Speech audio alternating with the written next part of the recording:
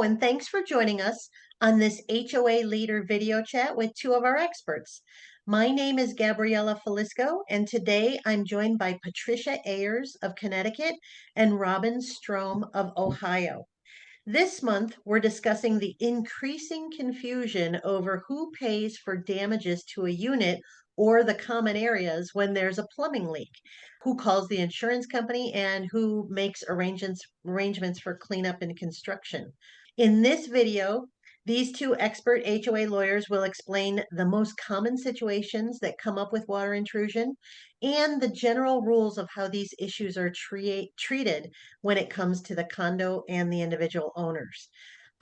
In our second video, Patricia and Robin will discuss what boards can do to educate their owners on the type of insurance necessary and whether there are ways boards can shift responsibility for damages to owners, particularly when owners were negligent. So just a note, our experts are providing their insights based on the laws and practices in their own state. This video is intended to provide you with general guidance you can use when you approach an expert in your state. So with that, let's jump in. Patricia, you're seeing this more and more in Connecticut. Generally, what are you seeing and what's the general rule? Okay, we've been having very heavy rains. So we've had a lot of foundation failures and leaks, some pumps, whatnot. We've also had some floods along the coast. And then we had a very cold spell in the winter. So we had pipes breaking. So we had three different issues going on. We had sudden failures, we had slow leaks, we had weather-related leaks, and we had flood leaks. And not to mention unit owners doing stupid things like letting their water run without turning off when they go shopping. So that's what we've been seeing. Now in Connecticut, the association is supposed to insure parts of the units, the structural parts of the units, and that's called an all-in coverage. The question then becomes who takes care of first the deductible, which has been getting higher and higher all the time. I mean, a $10,000 deductible is low now in a lot of associations. I mean, I have one that's $100,000 for water damage. Wow. So also the premiums are going up because of loss runs. So the association making claims against their policies have caused a lot of problems.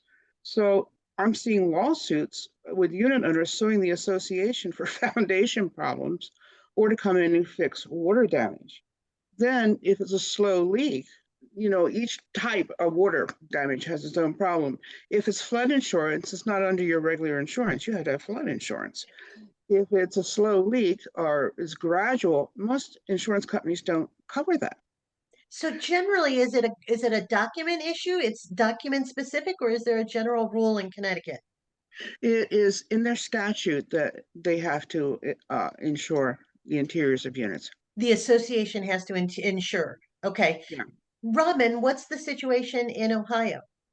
Well, I think it's probably very similar to what Pat is seeing in Connecticut. I mean, we've had more heavy rains here over the last few years than we've had before.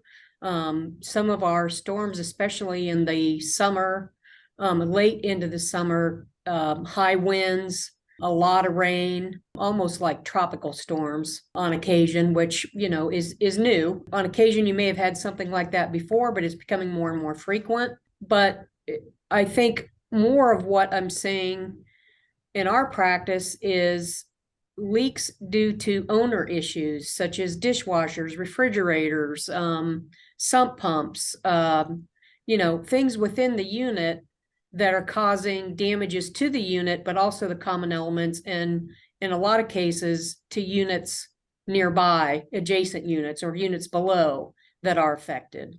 Our state does not have a specific coverage in the statute. What our state statute for condos essentially is that, they have to be insured with property insurance. They have to be insured for liability insurance, but you look to the governing documents to determine what type of insurance. Is it going to be all-in coverage, like Pat referred to? Is it going to be what some associations have that's called bare walls, which means it's going to be from the studs out to the common elements or siding. It doesn't cover drywall or the interior of the unit. That's bare walls. Most of our associations that we see have the all-in coverage. And I think a lot of the confusion comes when boards don't understand how the insurance works and how to handle that deductible. How to handle the deductible is usually a big issue because we try to address it ahead of time with all of our clients, but we don't always get there before something happens as far as having the deductible addressed. And there's a couple of ways that we do that, which I can get into later. But yeah, I think Pat and I are seeing similar things with water leaks. And I would agree that if it's something long-standing or ongoing that's more of a maintenance issue, insurance companies don't cover that. It's got to be a sudden event. Interesting. All right. Well, thanks, Patricia and Robin, for your quick takes on the topic. And listeners, thanks for joining us. We hope you'll join us again next month.